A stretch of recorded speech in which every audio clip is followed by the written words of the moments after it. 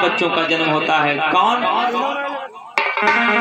बड़े बेटे का नाम सिद्धोधन, शाक्योधन, धैतोधन, अमितोधन और शुक्लोधन।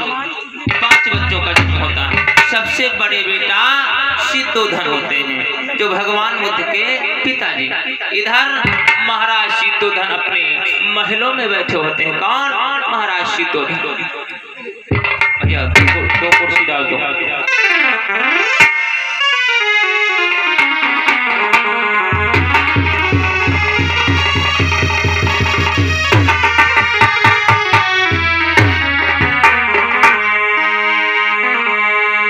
बोले महाराज की।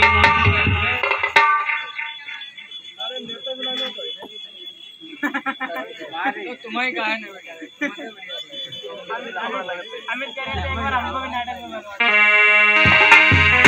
इधर महाराज अपने महलों में बैठे होते हैं। कौन? सिद्धोधन।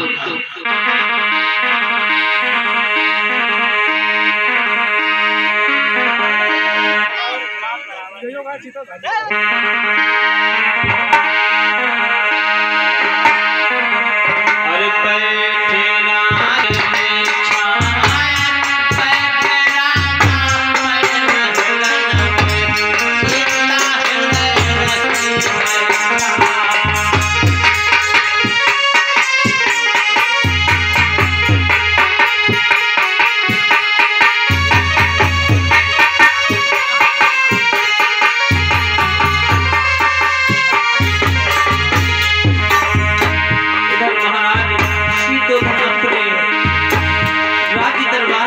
होते हैं, उनके मन में विचार उठते हैं,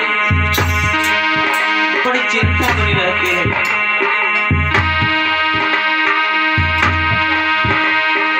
विचार करें तो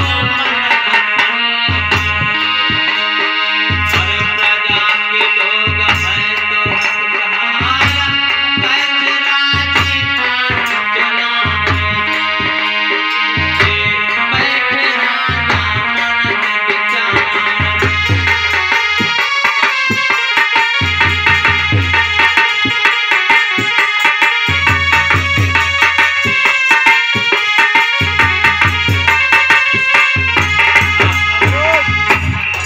बोली भगवान बुद्ध की। इधर महाराज नेताजी, नेताजी इधर देखो।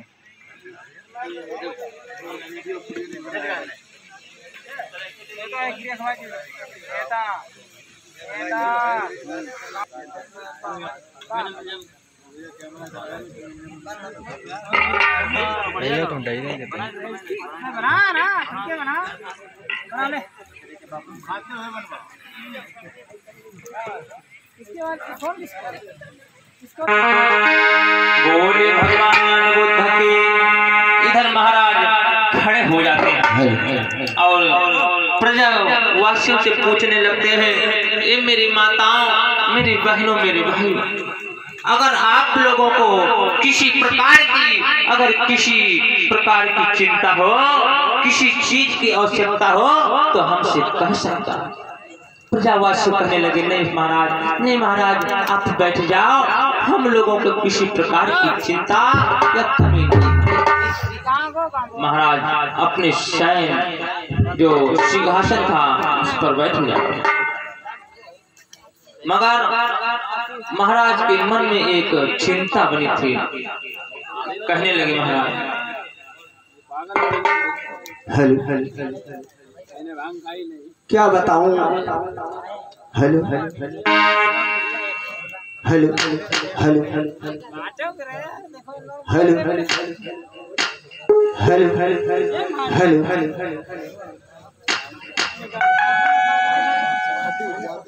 हेलो हेलो, क्या करूं? वजीर हमारा मंत्री नहीं आया है, पता नहीं क्या महलों में क्या कर रहा है। मैं उसको पहले बुलाता हूं, उसके बाद में आगे। मंत्री, मंत्री। इधर महाराज उठता था।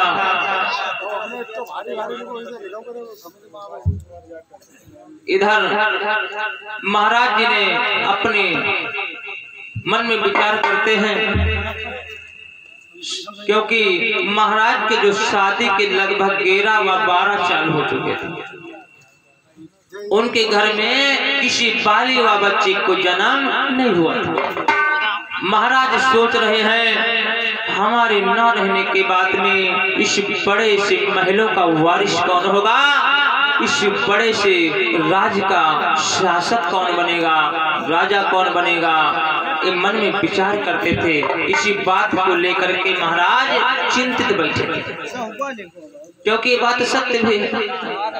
अगर किसी के घर में एक आंगन में बाली बच्चा नहीं होता है, उस माता पिता से पूछो जिसके घर में कोई संतान नहीं होती। तो इधर महाराज के आंगन में कोई बाली बच्चे का जन्म नहीं हुआ, तो महाराज चिंतित बैठे थे कि हमारे राज का वारिस कौन होगा। इधर मंत्री को आवाज देते हैं, मंत्रीवार मंत्री। इधर मंत्री के कानों में जब आवाज पहुंचती है तो मंत्री दौड़ता हुआ महाराज के पास में आ रहा है।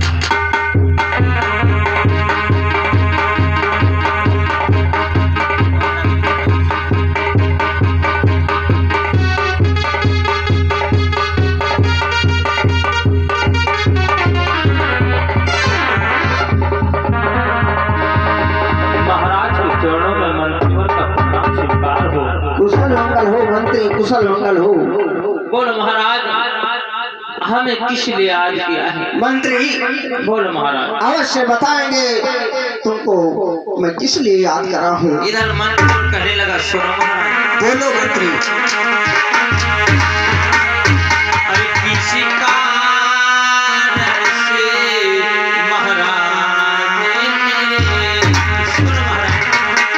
बोलो मंत्री।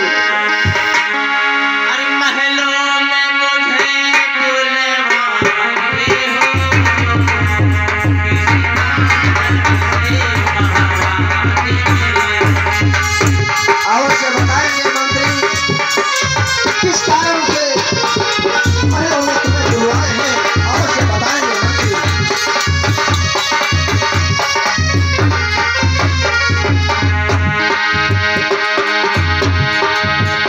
किसी कारण से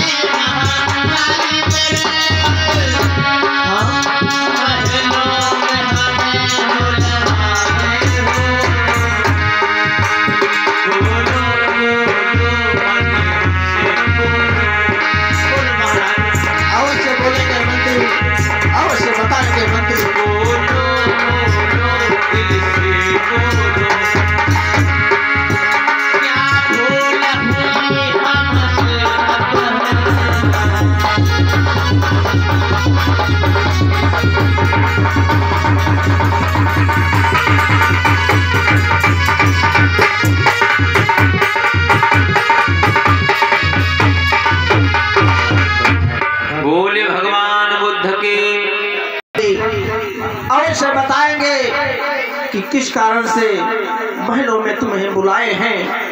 मंत्री, एक तो तुम पुराने मंत्री हो, तुमको पता है सब चीज का। मंत्री ये बताओ। Hello hello. हाँ महाराज बोलो। ये बताओ हमारी प्रजा खुशहाल तो है ना? महाराज बोलो मंत्री। पता लगाना पड़ेगा कि अपने राज्य में किसी प्रकार की किसी को कोई प्रकार की दिक्कतें तो नहीं। देखो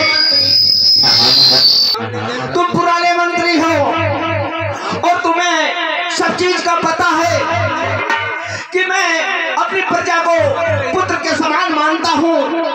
ये हमारा धर्म बनता है, ये हमारा दायित्व बनता है कि अपनी प्रजा को हम पुत्र के समान मानूं, पुत्र के समान मानता हूँ।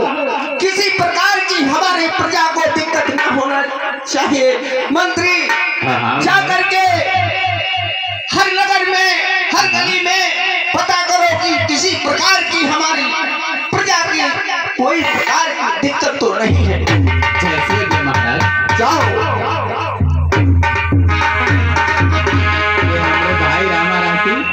बुद्ध जय हो। शादी के काफी दिन बीत चुके हैं और मंत्री हमारे महलों में तो खुशियां नहीं आई हैं। हमारे मर जाने के बाद हमारी प्रजा को और हमारी न्याय को कौन देख रेख करेगा मंत्री? इसीलिए मैं दिन रात चिंतित रहता हूँ। बोलो।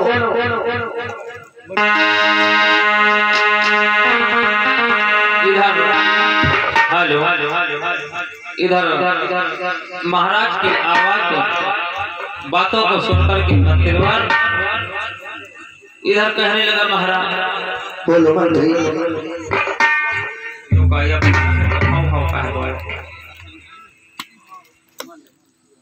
महलों को अंदर चला जाता है दासी को लेने के लिए।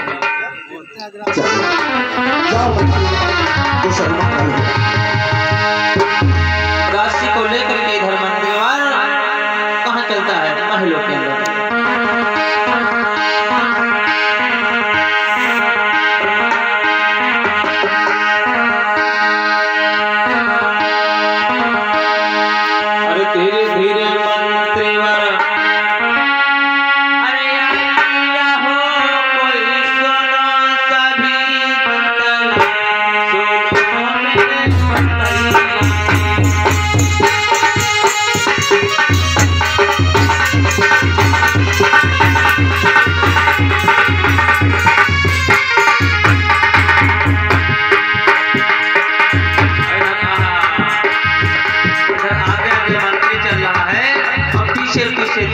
बांधी हाँ वह दासी।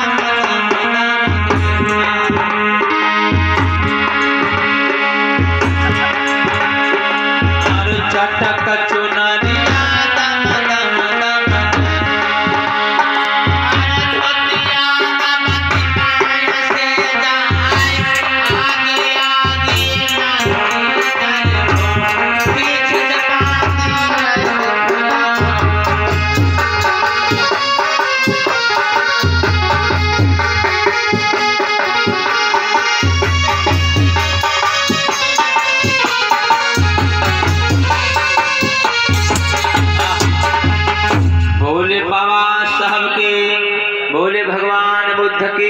इधर मंत्री और कहने लगा महाराज की जय हो, कुशल मंगल हो, कुशल मंगल हो। चरणों को स्पर्श करते हैं, कुशल मंगल हो। मंत्री